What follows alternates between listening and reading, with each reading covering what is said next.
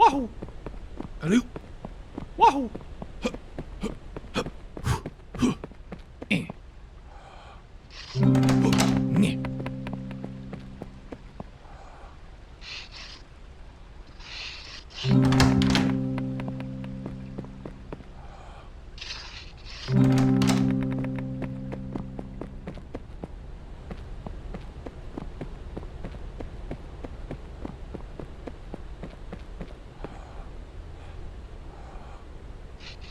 Kubla Khan received an ornate letter signed by Marco Polo.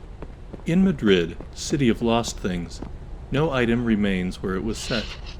If one drops his key in the dirt, he may never re-enter his home. Even if he manages to stoop and recover the key, he may rise to find a tulip garden where his house once stood. In complementary fashion, things lost by others are forever turning up. A pocket watch on a coffee table, a fond memory in your recollection. I even know of a prince who turned up in a prison cell.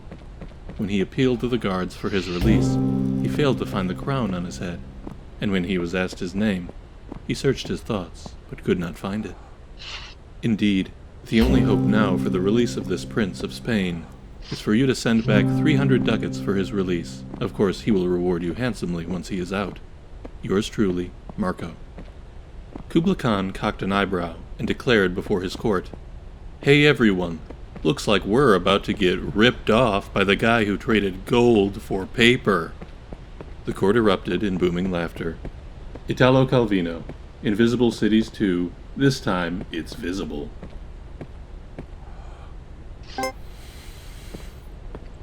Through many births, I have wandered, on and on, searching for, never finding, better deal than 0% APR on certified pre-owned vehicles.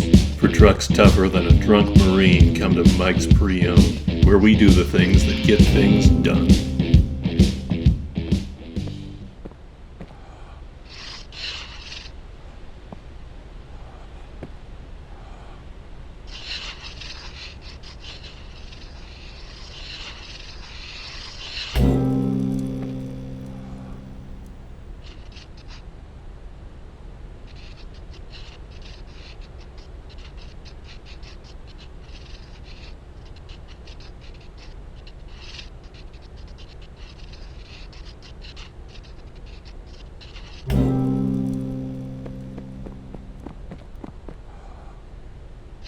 Beep. Beep. Beep. Beep. Beep. You're right there. I mean beep. Beep. Beep. Beep. Come on. Beep. Beep.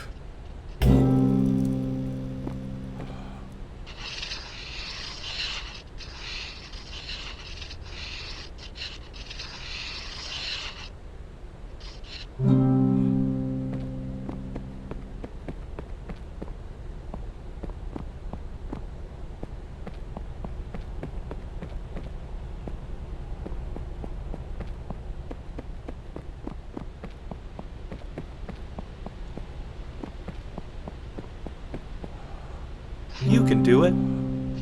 I believe in you. This is all you.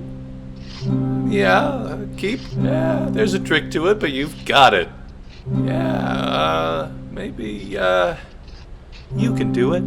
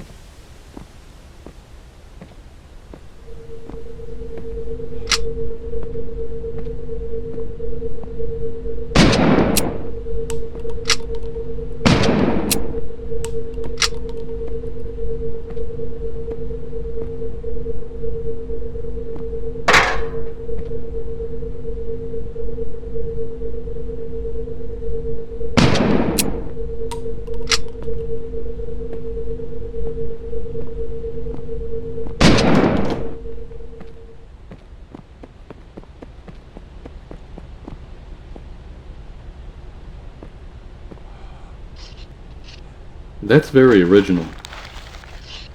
It just needs more red, I think. No, try putting some more loops on it. Try adding some more stuff. It simply must have more loops.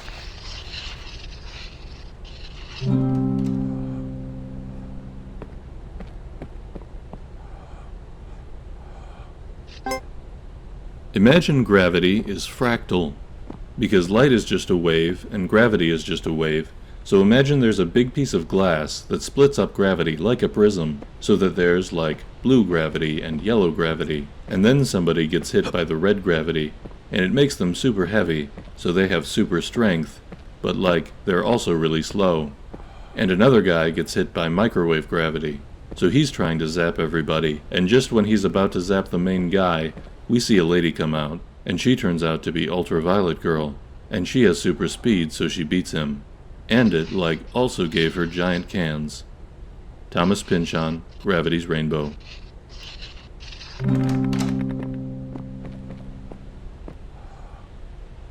Not only is the novice unable to perceive the board as the master does, but the master cannot perceive the board as the novice does. A master cannot see the bishop on e3 as a chunk of dead wood, any more than you can look at your best friend's face and see a meaningless matrix of colors and shapes. The master once saw the board like this, but now there is no going back. International Master Stuart Rachel's The Reviled Art.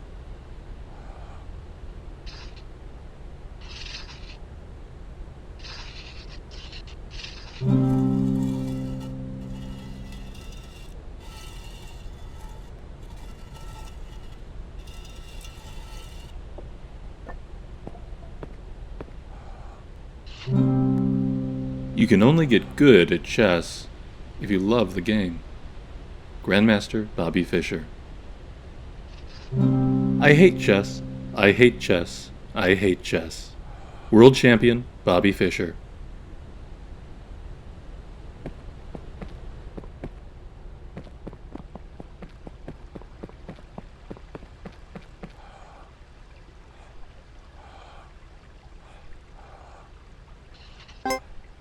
A ship owner was about to send to sea a venerable old ship. He knew that her barnacled hull, however, had often needed repairs, and doubts were suggested to him that possibly she was not seaworthy. The conscientious old captain thought at once to have her thoroughly refitted, even though it should put him at great expense. Before the ship sailed, however, he managed to stifle these bothersome misgivings, and said to himself that she had gone safely through so many voyages that it was idle to suppose that this trip should be any different. He put his trust in Providence, and banished from his mind all ungenerous suspicions about the honesty of the ship's builders, and in such ways he acquired a sincere and comfortable conviction that his vessel was altogether safe and seaworthy. He watched her departure with a light heart, encouraging the crew to dream of the profits that this voyage would return. And he got his insurance money when she went down in mid-ocean and told no tales. What shall we say of him? Surely this, that his belief in the safety of his ship was justified because it was grounded in repeated practical experimentation rather than the hubris of rationalistic a priori belief. It is admitted that he put his confidence in the builders of this vessel, but even this confidence was misplaced, for these were the selfsame charlatans who sought to sell him gratuitous repairs later on, and Big Ship is always trying to get one over on the little guy. Further, we may see that the ship is religion, and the shipwright is Richard Dawkins. The crewmates are empiricism, and the barnacles are Neoplatonism, and the captain of that ship was Albert Einstein. What the hell was I talking about?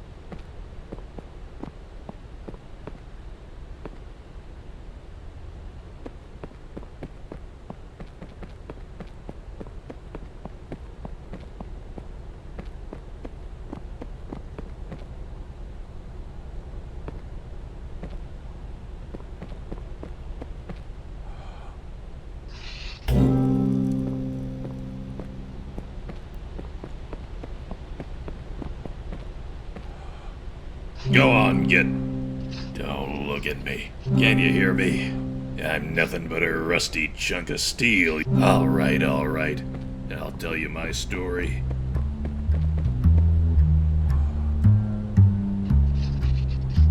It was June the 8th, 1947, gray morning, slightly foggy. I had my own practice then, and I was living higher than a cosmonaut on a stepladder. My hints were subtle, too, real subtle. Back then, they said good old hint button. His hints could steal the tail off a weasel. Then they tossed me in the can. Know what, know why, know how.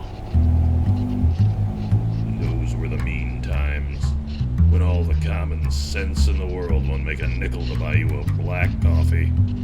I used rope to tie my pants, and pants to tie my shoes. I made do the way a man does, till one day, after stealing the socks off a fireplace, I caught my own look in a puddle of bootleg rye and realized I had to do what I'd never done before. I gave myself a hint. So that's me. I was nothing but a downtown crumb who dreamed of being a whole sandwich. Now I'm just another sloppy Joe. Come back when you got something. Come back when you got a good one. I'll tell you this. When life hauls off and hits me square in the speaker, I don't get mad and I don't give up. Over many nights of thinking hard and drinking hard. Up till the morning, lighting one cup of Joe with the smoldering butt of the last slug of rum. This is what I learned. When you're up against the impossible, and there's no getting through it, you might just have to go around it. Get a look at the back of the box, if you get me. Read the nutrition facts, if and you follow.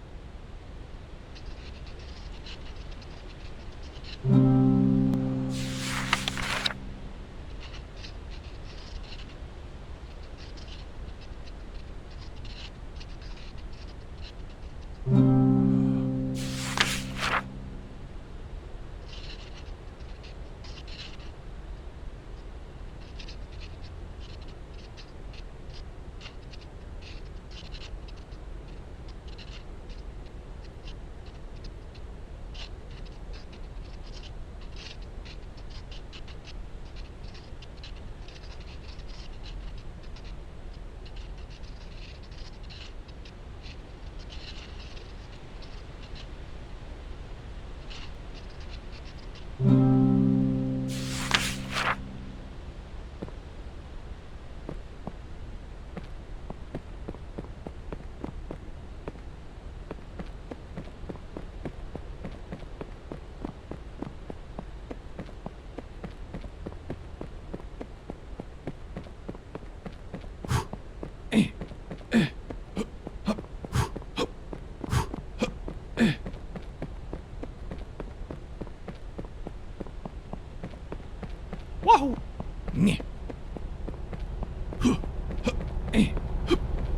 Wahoo!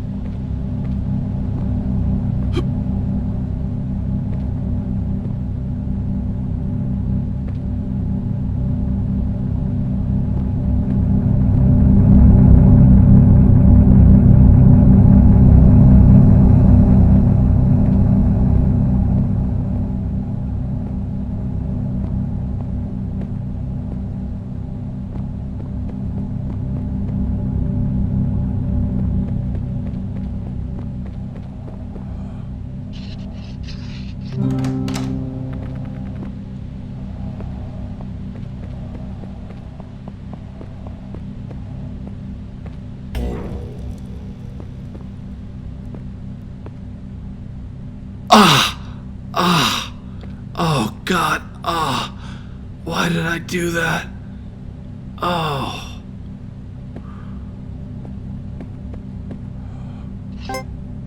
The notion of two realities is uncomfortable, and in recent decades a genuine effort has been made to find the link between quantum and classical, so that we can have a single reality whose laws and rules are united at some deeper level. This brings us back to prayers. Let's say that a prayer is a classical event, or feels like one. You, a unique individual, have a particular request, which you voice in words that no one else is speaking at that instant. What if this classical event gets processed at a non-local level? The notion isn't far-fetched, because it seems that the mind-body link does consist of fluctuations at the quantum level. If this is so, then any thought, not just a prayer, has quantum implications. Deepak Chopra, A Spiritual Mystery. Does God Listen to Prayers? Part 2.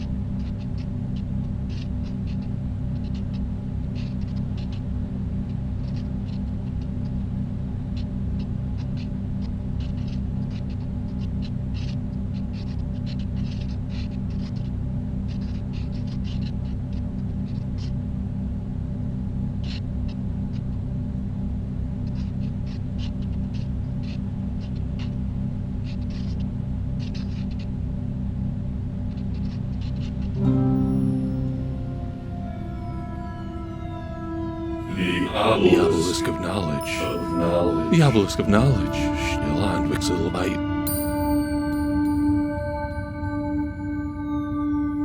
The stones. What's the stones of reflection?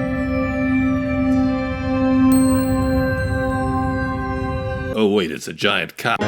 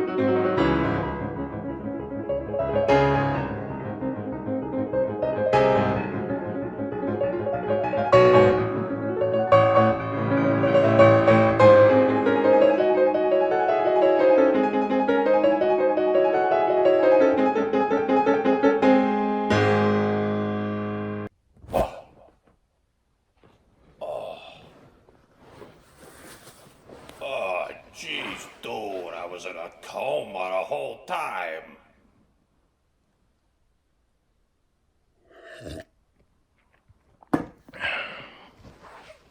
Whoever did this has gotta be some kind of whiz with the computers.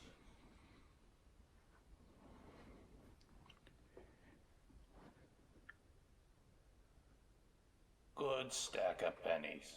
I would never hurt you.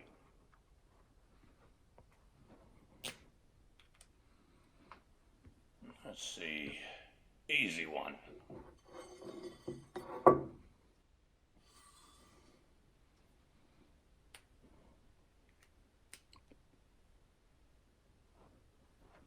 How's this? Nerd shit. Nerd shit. Now that's a book.